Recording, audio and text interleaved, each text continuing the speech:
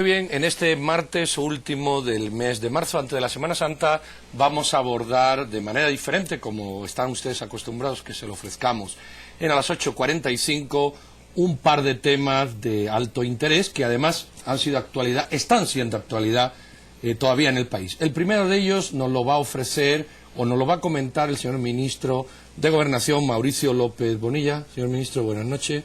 Muchas gracias. Y se refiere a la visita que todavía está realizando en estos momentos el secretario adjunto para temas de narcoactividad de los Estados Unidos, el señor William Brownfield. También nos acompaña hoy, aunque tú no vas a comentar, pero sí vas a preguntar, Silvia Gereda. Así que Silvia, buenas noches, bienvenida. Y bueno, la primera pregunta. Muy buenas noches, señor ministro, es un gusto tenerlo acá. Estamos viendo a escasos casi 90 días de gobierno del presidente Otto Pérez Molina que existe una prioridad en el tema de narcotráfico. Hemos visto que su cartera está absolutamente compenetrada y hoy tenemos una visita muy especial en Guatemala. Cuéntenos usted qué es lo que está pasando. Bueno, muchas gracias, es un verdadero gusto estar con ustedes también y un saludo a todos los televidentes. El tema es, nos hemos enfocado mucho en estos primeros días en todo lo que es el reto de seguridad pública, es decir, sobre los crímenes y los delitos que mayor impacto causan, y esa es la razón de la constitución de las fuerzas de tarea, ¿verdad? El tema de las extorsiones, secuestros, sicariato, femicidio es hacia donde ha ido fundamentalmente. El tema de la narcoactividad nosotros lo hemos abordado con la creación de un quinto viceministerio, porque consideramos que hasta el día de hoy no había habido el nivel político para darle verdaderamente un tratamiento serio y responsable al tema de la narcoactividad. Y decimos narcoactividad por toda la variedad de elementos que constituyen ese fenómeno como parte del crimen organizado. En la constitución de eso, todos los elementos han ido orientados fundamentalmente en el macroescenario a todo el trabajo de defensa territorial, fundamentalmente lo que son operaciones de interdicción, ¿verdad?, para las incursiones aéreas, las incursiones por el lado del mar territorial o terrestre ya en algunos casos. Y sobre esta línea, en la medida en que fuimos desarrollando las cosas, pues surgió el tema de un planteamiento hecho por el señor presidente de la República, el general Otto Pérez Molina, respecto de la necesidad de revisar lo que se ha venido haciendo hasta ahora en el tema de la lucha en contra del tráfico ilegal de drogas, y fundamentalmente porque todo ha sido absoluta prohibición. La prohibición, el tema de cómo garantizar que nuestro territorio no es utilizado por el narcotráfico, es un tema de muchísimos recursos. Y resulta que la escalada que ha tenido de presencia, primero solo tránsito, después tránsito y participación, luego tránsito, participación y comercio local, luego producción, luego inversiones, y luego la capacidad corruptora que tiene el narco fundamentalmente para desestabilizar las instituciones del Estado. ¿Sí? El financiamiento de campañas a nivel local, la participación en asuntos políticos y llegando a niveles del Congreso o de funcionarios en organismo judicial, en donde sea, la capacidad corruptora es muy grande. Todo esto constituye entonces una amenaza también no solo en temas de inseguridad, violencia, criminalidad del país, sino también en temas de anomia social y fundamentalmente en el impacto de lo que debe ser la gobernabilidad democrática. Cuando llegamos a este punto, entonces hay que revisar algo porque algo no está funcionando dentro de todo este tema. En esa línea de revisar, con la propuesta del presidente, la reunión por algunos fallida, por otros otra visión, ¿qué aporta o cómo interpretamos la visita del secretario adjunto que parecía que nunca Estados Unidos se había tomado tanto interés por el país como ahora? ¿Cómo hacemos esa interpretación? Bueno, la interpretación es para nosotros algo muy importante porque digamos que la ausencia de los mandatarios que no pudieron venir el día sábado, pero sí estuvieron presentes todas las delegaciones técnicas, nos permitió empezar a revisar el tema de que la despenalización no tiene toda esa parte que muchos creen, ¿verdad? Hacer la diferencia entre legalización, descriminalización y despenalización es esencial. Y la despenalización es como el punto de partida en donde se puede llegar a dar pasos más importantes. Ya hay despenalización en Costa Rica, hay despenalización para muchas drogas en los mismos Estados Unidos, en muchas partes del mundo. Nos referimos, a la despenalización, a permitir consumir una determinada cantidad de alguna droga, vamos a llamarle. O algo muy sencillo. Hoy, digamos que por la aportación, si a alguien le encuentran o le plantan un grillo o un puro de marihuana, se va preso. Es privación inmediata de la libertad. Y eso tiene una incidencia entre un 10 y un 15% en la población carcelaria. Cuando en realidad esto también se presta mucho para la corrupción policial, para la corrupción de jueces, para muchas situaciones que van más allá de este tema. Esto es un punto, digamos, inicio de muchas cosas, pero no el otro extremo que es legalización, ¿verdad? Entonces aquí se habló siempre de despenalización. Pero digamos que como ha sido tradicional, no se revisan las cosas. Aquí lo que se pensó es, hay una corresponsabilidad diferenciada, que quiere decir una responsabilidad de los productores, una de los países que son puente y una donde está el mercado de consumo.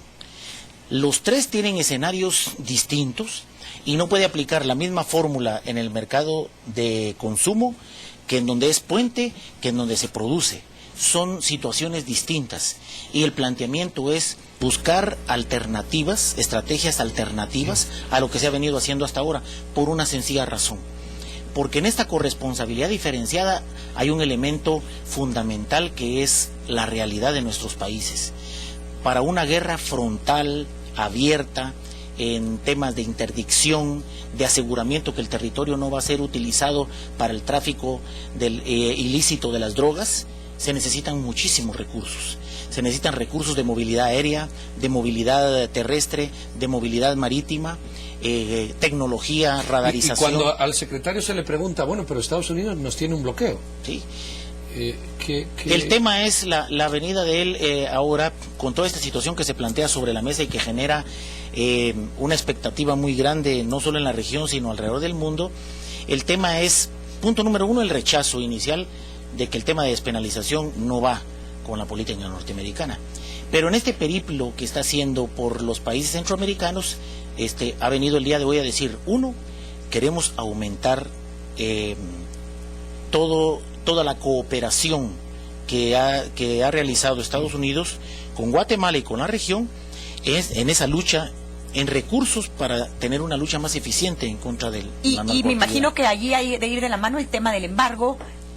No se trató específicamente. Hoy hizo una pregunta a un periodista y dijeron, esto no lo tratamos ahora, pero podría estar en una agenda más adelante. Pero lo segundo, que fue muy importante y ha sido el discurso durante todas las reuniones, es el respeto a las decisiones soberanas de los países, que pueden formular sus políticas internas, que pueden traer a la mesa planteamientos, y la apertura a discutir, a dialogar y a empezar a analizar el tema de cómo buscamos nuevas alternativas para una lucha más efectiva contra el narcotráfico. Algunos televidentes nos dicen, bueno, en Estados Unidos hay estados donde efectivamente la despenalización, esta permisividad en el consumo, la aportación de cantidades pequeñas, es posible. Ya existe, vamos a decir, en Estados Unidos eso, con lo cual la oposición no tiene sentido. En California creo que acaban de perder por 1 o 2 puntos y ahorita nuevamente van a una votación, a una elección general. Sí, así es. Lo que ocurre, digamos, hay despenalización, por ejemplo, en consumo de marihuana, la utilización de algún tipo de drogas en términos de su utilización médica, y por eso se despenaliza su tenencia, por así decirlo, su uso y en algunos casos su consumo. Pero también hay toda una clasificación del tipo de droga, de su grado de adictividad, el peligro que significa para la persona. Eso tiene mucho que ver desde el abordaje de salud, que es otro de los planteamientos, ¿verdad? Lo que pasa es que en los 4 planteamientos que hizo Otto Pérez, lo que más salió a la palestra fue el tema de despenalizar, que mucho se interpretó en Estados Unidos como legalizar, y no es ese realmente el espíritu de este tema, ¿verdad?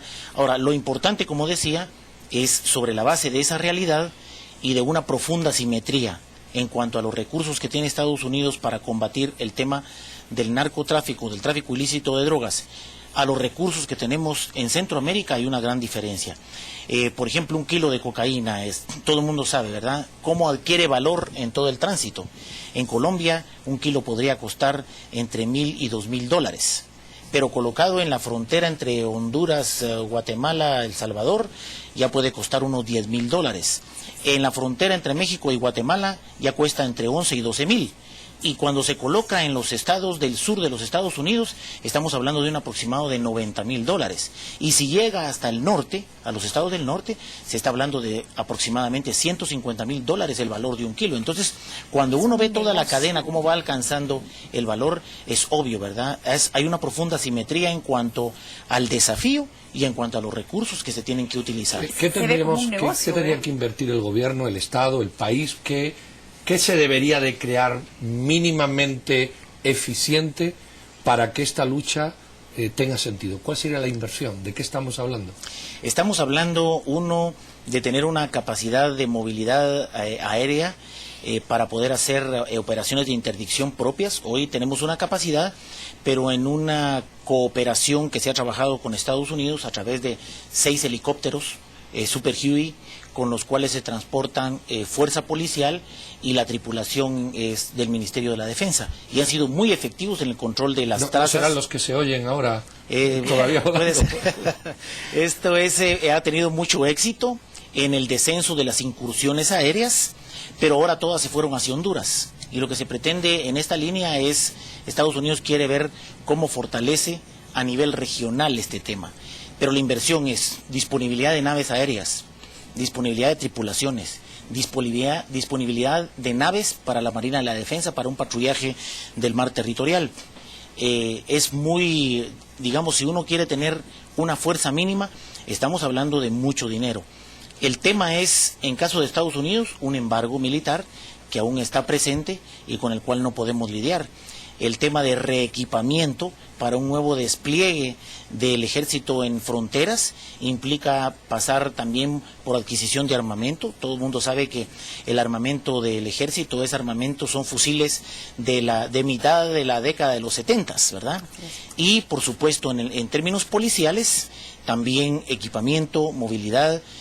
Son muchos los recursos. ¿Y vendrán estos recursos a Guatemala? ¿Finalmente van a conseguir ustedes que esto se logre mover? El ofrecimiento está en que se tiene toda la intención de repotenciar todas las capacidades que tenemos, porque es un tema, uno por un lado de defensa, pero por el otro, los equipamientos y los procesos que se deben llevar en los puertos. Digamos, en los puertos nosotros vamos a necesitar implementar sistemas de inspección, se llama no intrusiva, con rayos X para escanear todos los contenedores, porque en un solo contenedor pueden entrar 80 toneles de precursores químicos. Ustedes saben que ahora nuestro estado de fuerza de incautaciones lleva arriba de los 13,000 toneles. Así es, un dato histórico sí, en Guatemala. Y no tenemos la experiencia de cómo manejarlos, qué hacer con ellos. Ya empezaron a llegar algunos expertos al país para tratar este tema por parte de Naciones Unidas y también por parte del gobierno de Estados Unidos, pero la complejidad de todo este tema finaliza con que si se tiene la capacidad de poder desarrollar metodologías, y en eso Guatemala tiene mucha capacidad, de todo lo que es desarrollar generar inteligencia financiera, es sin ninguna duda lo más preciso y lo que mayores resultados puede dar. Por un lado está toda esta infraestructura. Cuando uno ve entonces todas las facetas de la narcoactividad, resulta que es un frente muy extendido, bastante variado, de muchos niveles, muy diversificado y requiere muchísimos recursos. Y esos son los recursos que no tenemos. Ana nos pregunta, ministro, cómo trasladar a la ciudadanía la preocupación de la lucha con las drogas, del debate, el diálogo, cuando el ciudadano común lo que le preocupan son otras cuestiones. Así es, correcto. El crimen, ¿qué le podría decir a los televidentes que se están haciendo esa pregunta? Esa es una pregunta interesante, porque realmente digamos que la amenaza de la narcoactividad, cuando nosotros logramos tener la radiografía completa, sabemos que se expresa en el nivel estratégico macro en el país, ¿verdad? A través de las incursiones aéreas de entrada por los puertos. Pero cuando vamos decantando toda su influencia y hasta dónde llegan sus ramificaciones, la vamos a encontrar presente en todas las expresiones del fenómeno criminal. Donde hay acciones de pandillas, ahí hay narco. Donde hay acciones de sicariato, ahí hay narco. Donde hay secuestro, seguro ahora también hay narco.